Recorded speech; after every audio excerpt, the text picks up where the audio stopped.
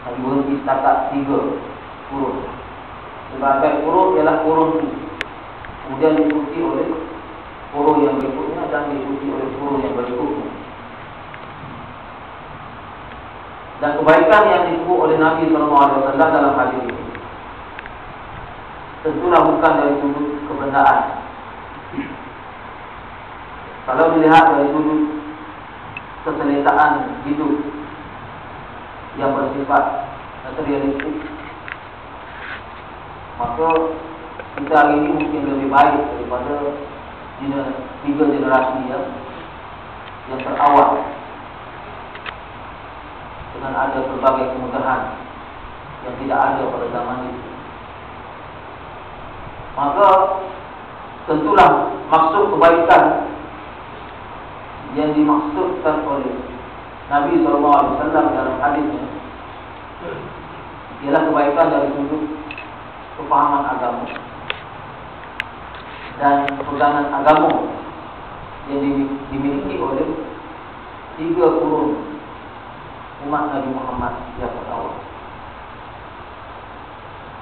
Dari kalangan tabi'in misalnya, Allah Subhanahu wa taala memilih beberapa orang untuk menjadi tabi'in yang terbaik seperti Uwais Al-Qarni yang disebut oleh Nabi SAW dalam hadisnya.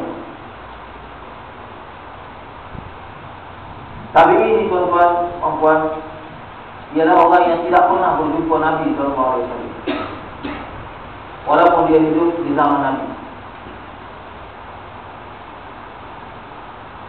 Kerana jarak yang berjauhan ataupun halangan-halangan yang menyebabkan mereka tidak sempat untuk berhijrah ke Madinah ataupun menyertai hajat wada bersama Nabi di Mekah, maka mereka digelar tabi'in.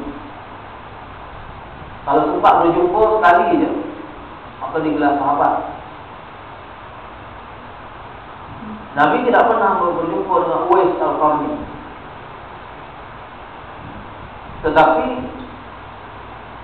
melalui wahyu Allah Subhanahu wa taala, Nabi diberi maklumat oleh Allah Subhanahu wa taala bahawa di kalangan umatnya, di kalangan tabi'in itu, ada orang yang bernama Uwais Al-Qarni yang dianggap sebagai orang yang terbaik di zamannya.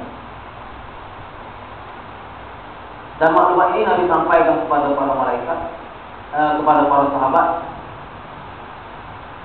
sehingga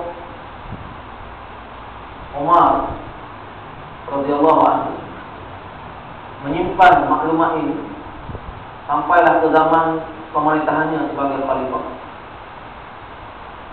Umar sentiasa menunggu kedatangan rombongan daripada Yaman, sebab Uwais Al-Qarni ini adalah berasal dari negeri Yaman. Dia tinggal di Yaman dan dia tidak sempat berhijrah di zaman Rasulullah SAW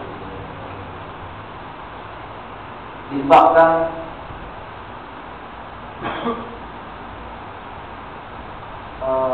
halangan kekeluargaan.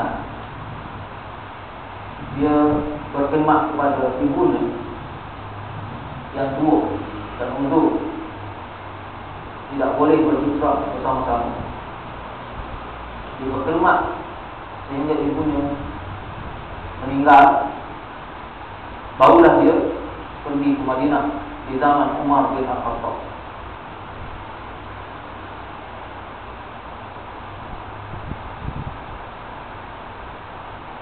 Umar menunggu setiap kali datang rombongan daripada Yaman ini. Dia tunggu di depan pintu kota Madinah, sehinggalah terserempak dengan hari kedatangan Uwais bersama rombongan daripada Yaman.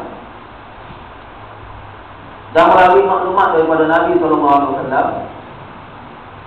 Nabi menceritakan Uwais ini asalnya orang yang bodoh, hukum baratnya, miskin lagi bodoh,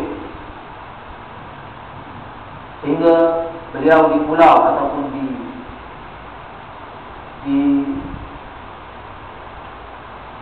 tidak dihormati oleh ahli keluarga dia, adik-beradik dia yang kaya raya. Dan dia ada penyakit sopak di badannya. Tetapi berkat kebajikan yang dia buat kepada ibunya, walaupun dia tidak sempat menjumpa Nabi SAW,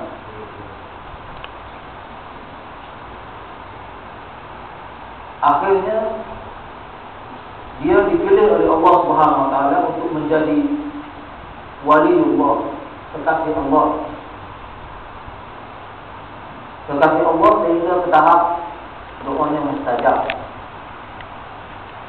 Lalu dia berdoa kepada Allah Subhanahu Wa Taala supaya disembuhkan penyakitnya. Maka Allah sembuhkan penyakitnya, Allah makbulkan doanya. Dan tinggallah kesan sebesar 10 shilling di belakangnya.